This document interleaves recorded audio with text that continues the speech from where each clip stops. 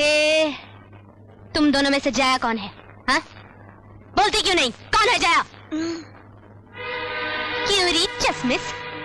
तूने मेरे पति। बॉलीवुड की वो 5 अदाकाराएं जिनकी मुस्कान पर करोड़ों दिल फिदा थे। लेकिन क्या आपको पता है कि ग्लैमर की इस दुनिया के पीछे कितनी दर्द भरी कहानियां छिपी थीं? कपूर खानदान की बागी बेटी करिश्मा कपूर, बिना किसी गॉडफादर के अपनी पहचान बनाने वाली रवीना टंडन, चुलबुली और मासूम सी दिखने वाली लेकिन असली फाइटर जूही चावला, सादगी से स्टारडम को चुनौती देने वाली काजोल और अपनी दमदार एक्टिंग से हर किरदार को जिंदा कर देने वाली मस्तानी रानी माधुरी दीक्षित। लेकिन क्या अगर किसी एक की भी किस्मत पलट जाती, तो क्या आज बॉलीवुड की ये 5 दिग्गज अभिनेत्रियां इतिहास बना पातीं? या फिर वक्त के अंधेरे में खो जातीं? चलिए शुरुआत करते हैं सबसे पहली अदाकारा से। सोचिए, एक लड़की जो डॉक्टर बनने का सपना देख रही थी, लेकिन उसकी तकदीर ने ऐसा खेल खेला कि वो सिल्वर स्क्रीन की सबसे बड़ी सुपरस्टार बन गई।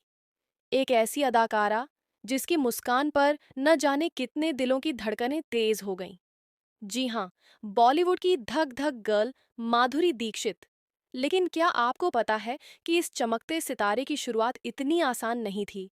1984 में अबोध से डेब्यू किया और नतीजा पूरी तरह फ्लॉप। एक के बाद एक फिल्में आईं और गईं, लेकिन कोई नोटिस तक नहीं कर रहा था। कई लोगों ने कहना शुरू कर दिया था कि ये लड़की हीरोइन नहीं, बस आई और गई। करियर खत्म होने की कगार पर आ गया था। लेकिन फिर आया 1988 और तेजाब ने पूरा खेल बदल दिया।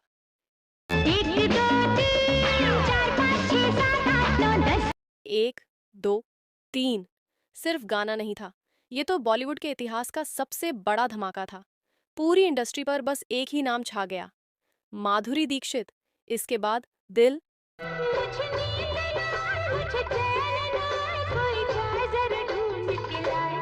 साजन,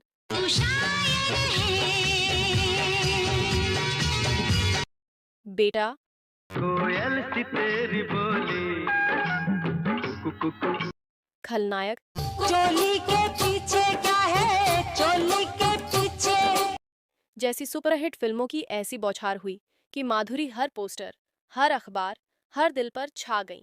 लेकिन 1994 में हम आपके हैं कौन ने तो ऐसा टहलका मचाया कि फिल्में बनाने के मायने ही बदल गए। दीदी तेरा देवर दीवाना, ओ दीदी। माधुरी सिर्फ एक स्टार नहीं, 99 की सबसे बड़ी सनसनी बन चुकी थी। उस दौर में कहा जाता था, अगर फिल्म में माधुरी है तो हिट पक्की। लेकिन सोचिए, अगर तेजाब नहीं चलती, अगर 1, 2, 3 ने धमाका नहीं किया होता, तो क्या बॉलीवुड को उसकी सबसे बड़ी क्वीन मिल पाती? क्या हम आज भी इस मुस्कान के जादू में खो जाते? कैसा लगता अगर माधुरी बस एक अधूरी कहानी बनकर रह जाती? चलिए, अब बात करते हैं अगली अदाकारा पर। कपूर खानदान की बेटी और फिर भी बॉलीवुड में एंट्री नामुमकिन। सुनने में अजीब लगता है, लेकिन करिश्मा कपूर के लिए ये सच्चाई थी। एक ऐसे परिवार में जन्म लेना जहां लड़कियों के लिए फिल्मों में काम करना परंपरा के खिलाफ माना जाता था। क्या ये आसान था? बिल्कुल नहीं। लेकिन करिश्मा वो लड़की थी जिसने रिवाजों की जंजीरें तोड़ दीं। जब उन्होंने 1991 में प्रेम कैदी से डेब्यू किया, तो लोगों ने तंज कसा, बस कपूर फैमिली का टैग है और कुछ नहीं। उन्हें नेपोटिज्म प्रोडक्ट कहकर खारिज कर दिया गया। लोगों ने कहा कि इसमें ना ग्लैमर है ना टैलेंट। लेकिन करिश्मा ने ये साबित कर दिया कि वो सिर्फ कपूर खानदान का हिस्सा नहीं, बल्कि खुद एक सुपरस्टार बनने आई हैं। फिर आया वो तूफानी मोड़, जब 1996 में राजा हिंदुस्तानी रिलीज हुई। आए हो मेरी जिंदगी में तुम बहार बनके। आमिर खान के साथ उनकी जोड़ी ने ऐसा टहलका मचाया कि थिएटर में सीटियां रुकने का नाम ही नहीं ले रही थीं। और फिर दिल तो पागल है, 1997 मुझको हुई ना खबर, चोरी चोरी छुप। ने उन्हें नेशनल अवार्ड दिलाया। अब कोई उन्हें सिर्फ एक स्टार किड नहीं कह सकता था, अब वो बॉलीवुड की क्वीन थी।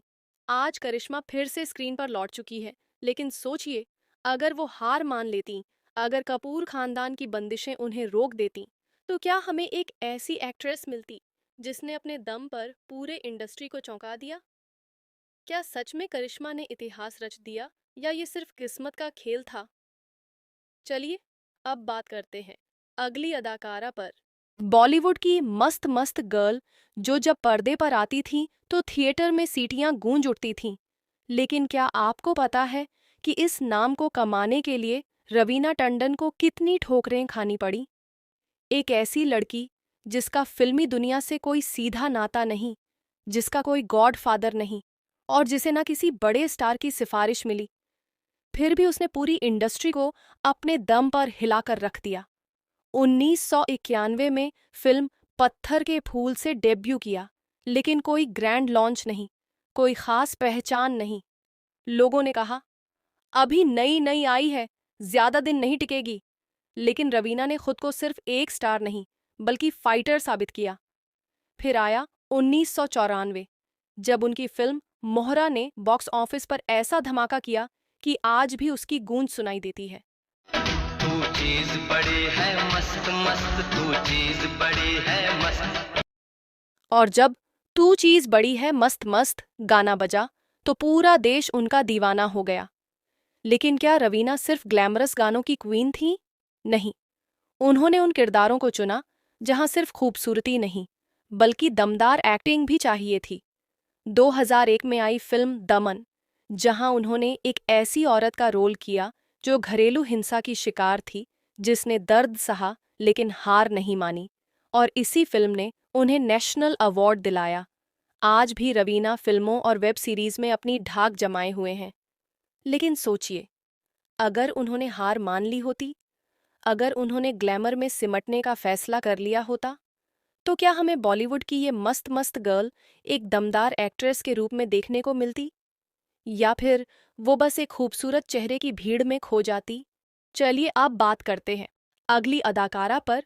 बॉलीवुड की वो हंसती खिलखिलाती अदाकारा जिसकी एक मुस्कान पर करोड़ों दिलों की धड़कनें तेज हो जाती थीं। लेकिन क्या आपको पता है कि इस मुस्कान के पीछे कितनी तकलीफें, कितने रिजेक्शंस और कितनी संघर्ष भरी कहानी छिपी थी? लुधियाना में जन्मी जूही चावला, एक साधारण लड़की जिसने कभी सोचा भी नहीं था कि वो एक दिन पूरे बॉलीवुड पर राज करेगी। 1984 में मिस इंडिया बनने के बाद फिल्मों में आने का सपना देखा, लेकिन जब 1986 में फिल्म सल्तनत से डेब्यू किया तो नतीजा पूरी तरह फ्लॉप। कोई नोटिस तक नहीं कर रहा था। लोग कहने लगे, अरे ये सिर्फ एक और मिस इंडिया है जो बॉलीवुड में आई और चली जाएगी। जूही का करियर शुरू होने से पहले ही खत्म होता दिख रहा था। लेकिन फिर आया साल 1988, कयामत से कयामत तक, वो फिल्म जिसने बॉलीवुड की तस्वीर बदल दी।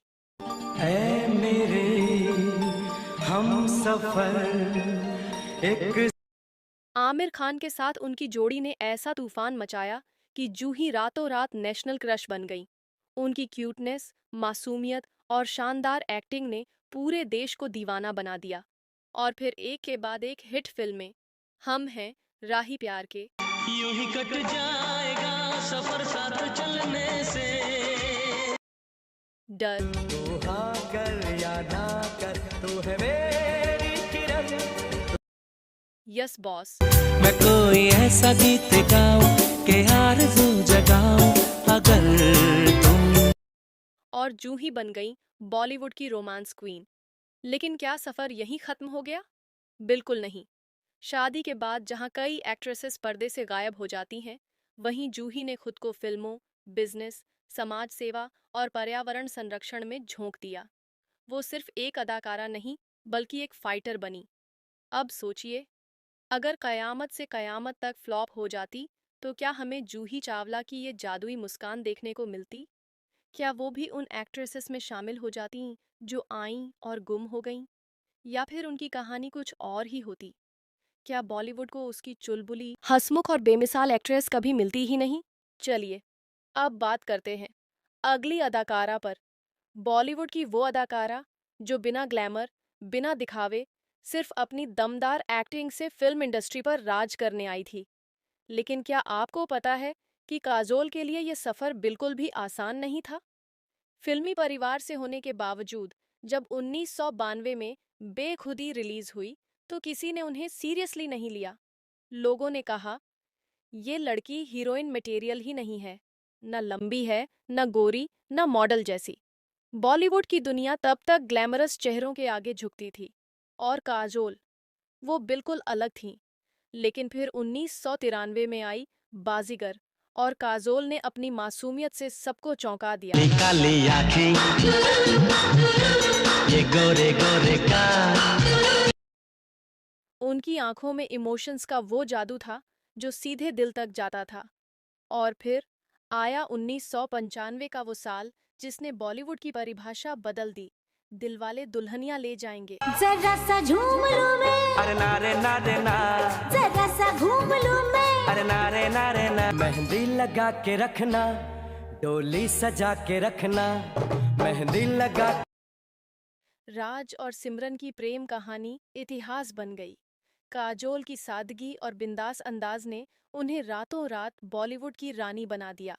गोरी, लंबी, ग्लैमरस की परिभाषा टूट चुकी थी और अब बॉलीवुड को अपनी असली एक्ट्रेस मिल चुकी थी। लेकिन ये तो सिर्फ शुरुआत थी। कुछ कुछ होता है। लड़का बड़ा अनजाना है, सपना कभी खुशी कभी गम, फना। चांद सिफारिश जो करता हमारी देता। हर फिल्म में काजोल ने अपने टैलेंट से ये साबित किया कि वो सिर्फ बॉलीवुड की एक्ट्रेस नहीं बल्कि उसका अभिन्न हिस्सा है। अब सोचिए, अगर बाजीगर फ्लॉप हो जाती, अगर काजोल ने उन तानों को सच मानकर हार मान ली होती, तो क्या हमें DDLJ की सिमरन देखने को मिलती? क्या बॉलीवुड की सबसे चहेती और दमदार अदाकारा कभी उभर पाती? या फिर इंडस्ट्री में एक और चमकता सितारा खो जाता जिसे कभी उसका हक ही नहीं मिलता? 5 अदाकाराएं, 5 अनसुनी कहानियां, लेकिन एक चीज सब में कॉमन थी, कभी न हार मानने का जज्बा। अगर हालातों के आगे झुक जाती तो शायद आज हम इन्हें याद भी नहीं कर रहे होते। तो आपको इनमें से किसकी कहानी सबसे ज्यादा इंस्पायरिंग लगी? कमेंट में बताइए। और आपको वीडियो पसंद आई हो तो वीडियो को लाइक करें, शेयर करें और आपके अपने चैनल फ्लैश टीवी इंडिया को सब्सक्राइब करना न भूलें। धन्यवाद।